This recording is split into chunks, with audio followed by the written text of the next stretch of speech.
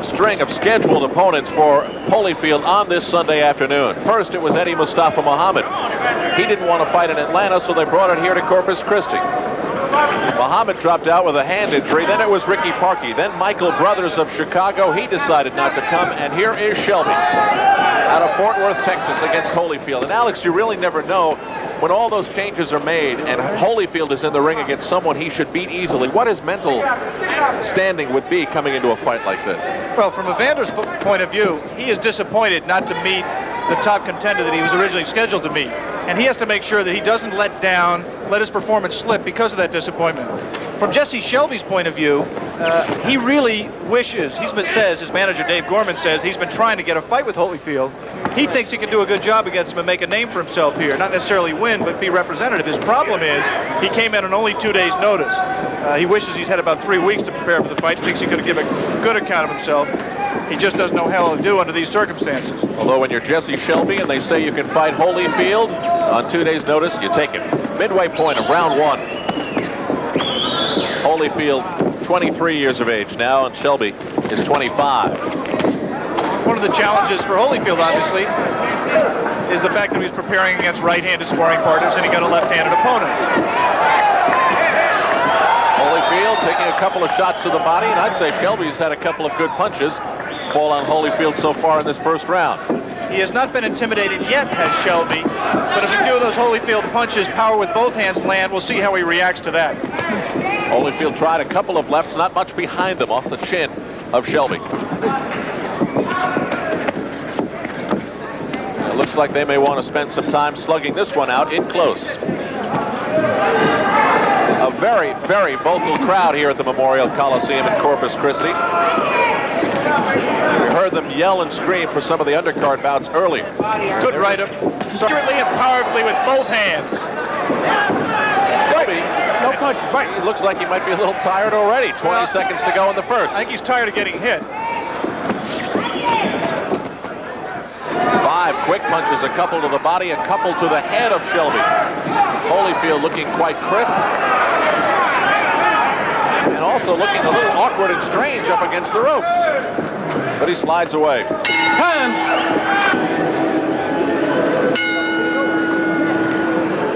Round 2 in Corpus Christi, scheduled to go 10. Cruiserweights, Holyfield and Jesse Shelby. Known here in the Lone Star State as the Texas Cruiserweight Champion. Holyfield looking to enhance his record to 10-0, and he explodes in the opening stages of round 2, but still, Shelby not intimidated and slugging his way to Holyfield's body to get himself away from the ropes. That's what Evander should do right there. That right hand to the body. He should dig downstairs. Shelby's got his hands up high, is covering effectively to the head. Evander should just come in and drill into the body until he brings the hands down and creates punching opportunities. Awful lot behind the punches of Holyfield.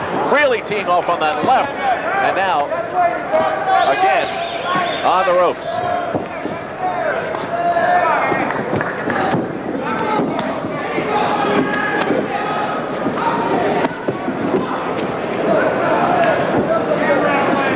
Holyfield almost looking at that time like he wanted to size up Shelby for one big blast. That time the left to the body. He's got Shelby retreating. Between rounds 1 and 2, Dave Gorman wanted Jesse to move much more, not let Holyfield get his feet set, let those punches go with the power that he's putting into them. But I think the body punches have taken Jesse's legs away. He can't move as much as he wants to. Holyfield is blocking the punches that Shelby is trying to land quite easily. They are not really connecting at this point in the second round. That almost staggered Shelby. And Holyfield is the stalker. Shelby falling forward almost, but he is basically backing up. Uppercut got in. Big right. Shelby, again, almost to the ropes. Inside of a minute remaining, and this the second round in Corpus Christi, Texas. A lot of people may wonder what good it does for Evander Holyfield to fight, obviously, an outclassed opponent at this stage of his career. But you can spar all you want in the gym. There is no substitute for getting into the ring and having a fight. Alex, 3 rights to the chin of Holyfield as suddenly Shelby explodes with some offense. looks a little bit tired. Good right hand. Seeing a little bit of mouthpiece from Evander. This opponent's a little bit more game and a little bit tougher than I think Evander expected. Smacks the forehead of Shelby. Final seconds of round 2. And the question again of Evander's mental edge. Did he lose that edge a little bit when the opponents, the tougher opponents that he was expecting, fell out? That's what I always fear when a favorite takes on a relative unknown. Not that he's in any danger of losing, but it's just tougher than it should be for him. Time.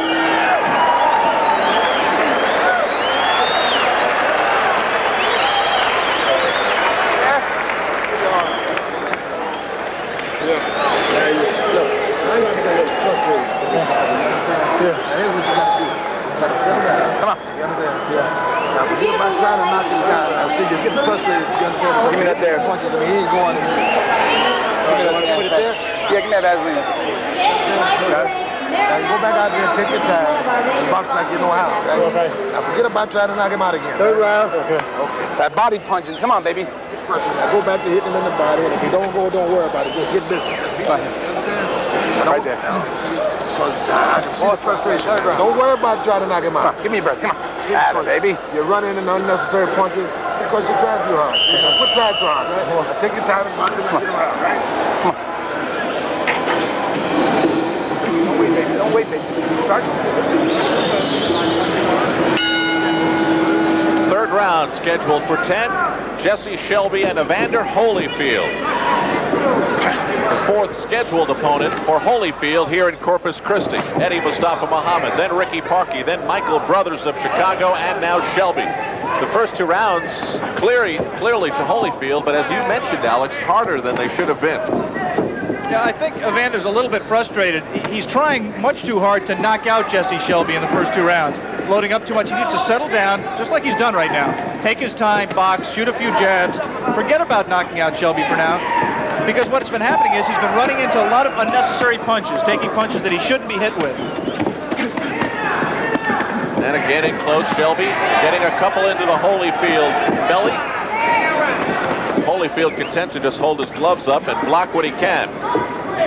From the point of view of Evander Holyfield's trainers, George Benton and Lou Duba, this is exactly the kind of opponent they wanted. They did not want somebody who'd go down the first time Evander hit him on the chin, or ran constantly, or grabbed constantly. Jesse Shelby came to fight, and he's going to do a lot of good for Evander Holyfield, getting him ready for his shot at a world title. A sweat-splattering exchange between both Shelby and Holyfield, and a big left. Shelby almost in trouble in the corner, now he may be. A right over the top by Holyfield. Wait, no punches, step back. Box. Shelby perhaps getting enough time to get his breath and figure out where he is. He looked like he was in big trouble in the corner. Come on, baby, get the body.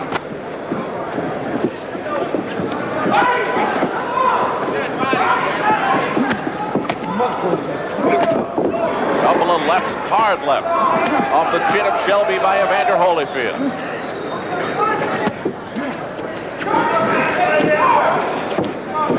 Just about 1 minute to go in this, the third round.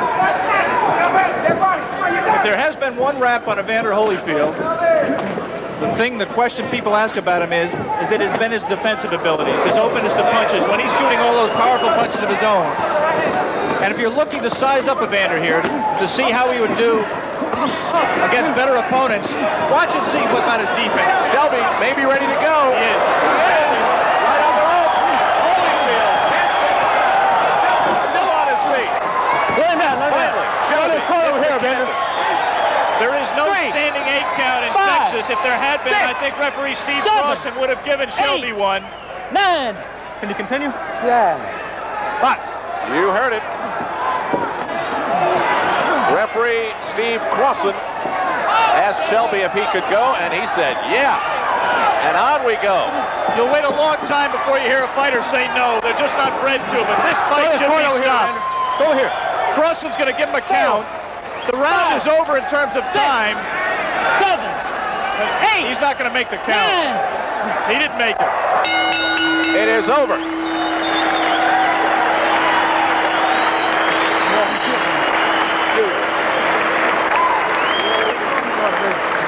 Jesse Shelby gave Holyfield some punches to think about, but in the end, Holyfield just wore him down. This was the first knockdown. And boy, I wasn't sure if Shelby was ever going to go down. You see, Evander feinted. Shelby went for the feint, moved. Evander stepped to the side, picked him up with the left, didn't do much damage with the left. This is not any one single blow. It is an accumulation of blows. Shelby trying to get away from this barrage, running to the other corner. I think it was at this point. That's really just a push as much as anything. And now the punches that led up to the end of the fight. Shelby beat that count at the count of 9. You got to tell me how to say it. Evander did not, you know, again, pretty much of a push. Evander Holyfield. Evander didn't finish him clean, and I'm just as happy because Shelby was in no position to defend himself. And Shelby could not be saved by the bell 3 seconds before the round was over, plus the 7 for the count of 10. It is a knockout at 3:07 of the third round. Holyfield is 10-0.